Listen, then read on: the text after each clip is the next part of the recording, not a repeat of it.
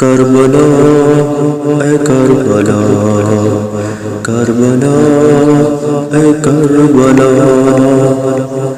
غم حسین۔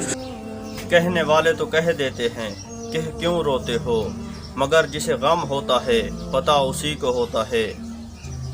کیا کبھی آپ نے سوچا کہ کربلا کے بعد کیوں روتا رہا ساری زندگی زین العابدین؟ امام زین العابدین علیہ السلام اپنے والد بزرگوار حسین علیہ السلام پر 20 سال تک روئے۔ ایک غلام نے آپ سے کہا، سانحہ کربلا پر طویل مدت گزر چکی ہے، اب تو آپ کا غم ختم ہو جانا چاہیے۔ اس پر آپ نے فرمایا، وائے ہو تجھ پر۔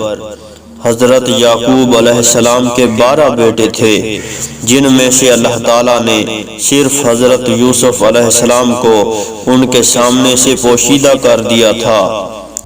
ان پر روتے روتے آپ کی آنکھوں کی بینائی جاتی رہی، بال سفید ہو گئے اور غم کے بوجھ سے کمر خمیدہ ہو گئی تھی۔